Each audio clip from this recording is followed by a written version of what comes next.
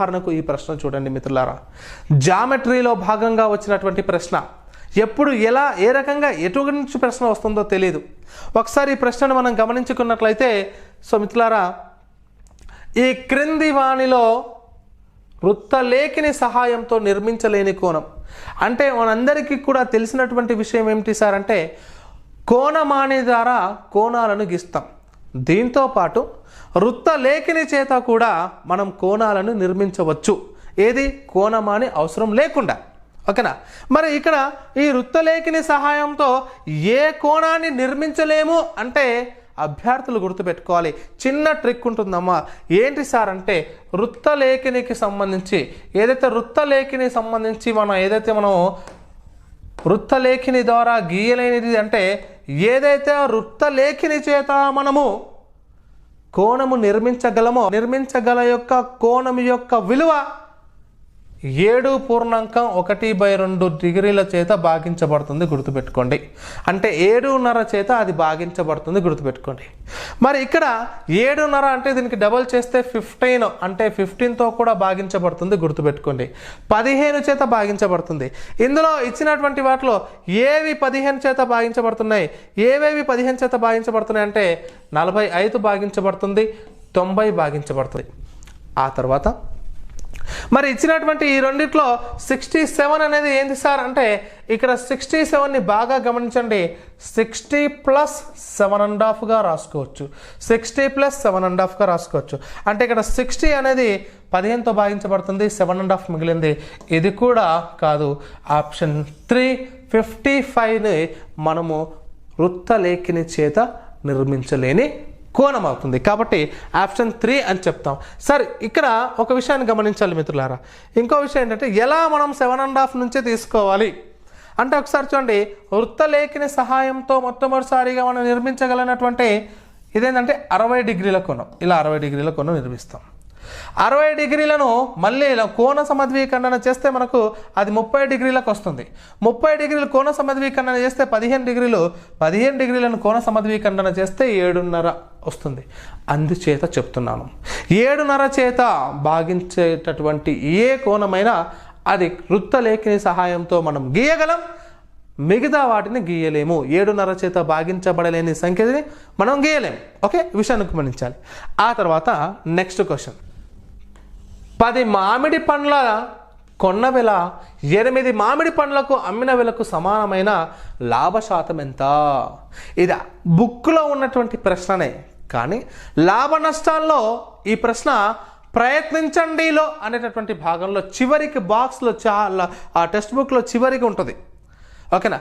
మరి ఈ ప్రశ్నకు సమాధానం ఎలా చేయాలి సార్ అంటే, ఒకసారి చూడండి చాలా జాగ్రత్తగా. 10 మామిడి పండ్ల కొన్న వెల, 10 మామిడి పండ్ల కొన్న వెల ఈజ్ ఈక్వల్ టు, అంటే 10 మామిడి పండ్లు ఎంత ధరకు మీరు కొంటారో 8 మామిడి పండ్లు అమ్మిన ధరకు సమానము అంటున్నాడు. అమ్మిన ధరకు సమానం అంటే మీకు ఇంకా 2 మామిడి పండ్లు మీ దగ్గర మిగిలి ఉంటాయి. ఇక్కడ 10 మామిడి పండ్లు కొన్నారు, 8 మామిడి పండ్లు అమ్మిరు. అంటే 10 మామిడి పండ్లు ఎంతకు కొన్నారో 8 మామిడి పండ్లు అమ్మితే అంతే అమౌంట్ వచ్చింది. అంటే అవి 2 సమానం. అప్పుడు ఏం చేస్తున్నాను నేనంటే, ఈ కొన్న వేల అలాగే రాసుకుంటాను. కొన్న వేల కోవే, ఈ అమ్మిన వేలని ఇటువైపు పంపించుకుంటే బై ఆవే అవుతుంది, గుర్తుపెట్టుకోండి. సార్ ఇక్కడ ఏంది సార్ రిలేషన్ అంటే ఇంటూ. ఎందుకు ఇంటూ రాసుకుంటున్నానంటే, ఉదాహరణకు మీరు ఒక్కొక్కటి 8 రూపాయల చొప్పున కొన్నారనుకుందాం. అంటే 10 × 8 చేస్తే 80 రూపాయలు. 10 రూపాయల చేత అమ్మారనుకుందాం. 8 × 10 చేస్తే 80 రూపాయలు. అంటే ఇక్కడ ఉదాహరణకు చెప్తున్నాను. ఇక్కడ కొన్న వేల ఎంతనో అది మొత్తం వస్తువుల ధర, వస్తువులు కొన్న ధర ఇంటూ చేస్తే అమౌంట్ వచ్చేది. అమ్మిన వస్తువుల సంఖ్య అమ్మిన ధర ఇంటూ చేస్తే వచ్చేది. కాబట్టి గుణకారమే చేస్తాం. కాబట్టి ఇక్కడ కొన్న వేల బై అమ్మిన వేల ఈజ్ ఈక్వల్ టు ఇక్కడ 8/10. ఇప్పుడు చూడండి, దీన్ని బట్టి మనకు అర్థమైన విషయం ఏంటి సార్ ఇక్కడ అంటే, మనకు కొన్న వేల 8 రూపాయలు, అమ్మిన వేల 10 రూపాయలు అనేటటువంటి కాన్సెప్ట్ తెలుస్తుంది. లవానికి లవము సమానము, హారానికి హారం సమానము. కొన్న వేల 8 రూపాయలు, అమ్మిన వేల 10 రూపాయలు అంటే అప్పుడు అమ్మిన వేల ఎక్కువ ఉంది కాబట్టి ₹2 లాభం వచ్చింది. అంటే ₹2 లాభం వచ్చింది. లాభము బై కొన్న వేల రాసుకోవాలి ఎప్పుడైనా సరే. దేనిపైన మనం లెక్కిస్తాము లాభము కానీ నష్టం కానీ అంటే కొన్న వేల పైన. కాబట్టి 2 బై కొన్న వేల ఇంటూ ఇక్కడ 100% అడిగాడు కాబట్టి 2 ఎక్కం 2 2 4లు, ఇక్కడ 4 ఎక్కం 4 4 25లు. So 25% profit. అంటే ఇక్కడ లాభ శాతం డైరెక్ట్ అడిగాడు కాబట్టి 25% లాభము అని చెప్తాం. ఓకేనా? So next question my dear teachers. ఆ తర్వాత ప్రశ్న ఒకసారి ఈ ప్రశ్న చూడండి. 13 మరియు 14 వర్గాల మధ్య గల పరిపూర్ణ వర్గాలు కాని సంఖ్యలు ఎన్ని అంటాడు. ఇక్కడ పరిపూర్ణ వర్గాలు కాని అంటాడు, ఒక్కోసారి పూర్ణాంకాలు అని కూడా అంటాడు. ఇది 8th క్లాస్ టెక్స్ట్ బుక్ వర్గాలు వర్గమూలాలు ఉన్నటువంటి చాప్టర్ దగ్గర ఉన్నటువంటి ప్రశ్న. మరి ఇక్కడ జాగ్రత్తగా వినాలి. మనకు అక్కడ ఉంటుంది టెక్స్ట్ బుక్లో ఏమంటారంటే n² మరియు n+1² మధ్య వర్గాలు కానీ పూర్ణాంకాలు ఎన్ని ఉంటాయి, పూర్ణ సంఖ్యలు ఎన్ని ఉంటాయి సార్ అంటే అప్పుడు 2n అనేటటువంటి కాన్సెప్ట్ ఒకటి ఉంటుంది. అకాడమిక్ టెక్స్ట్ బుక్లో ఇదే ఉంటుందమ్మా డైరెక్ట్గా.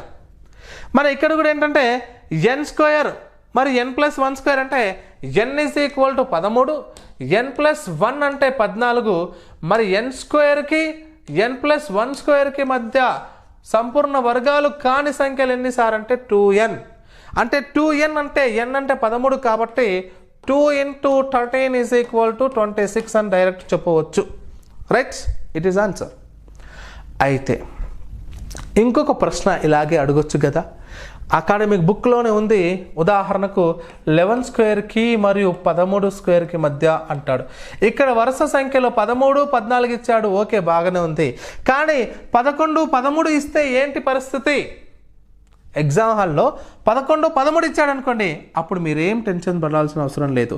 మీ అందరికీ తెలుసు కదా 11కి 12కి మధ్యలో ఎన్ని ఉంటాయి అంటే ఇది 11 × 2 చేసుకోవాలి, 22 ఉంటాయి. రైట్, ఇక్కడ 13 × 2 చేస్తాం 26. Option 1 correct. ఇక్కడ 11 × 2 చేసుకోవాలి, 11 × 2 చేసుకోండి 22. మరి 12కి 13కి ఎన్ని ఉంటాయి అంటే ఇక్కడ 12 × 2 = 24. కాబట్టి మొత్తానికి 46 ఉంటాయి అన్నమాట. టోటల్గా 46 ఉంటాయి. వాటి మధ్య ఎన్ని పర్ఫెక్ట్ స్క్వేర్స్ కాని సంఖ్యలు ఉంటాయి సార్ అంటే 11 to 13 మధ్యలో 46 ఉంటాయి. It is clear.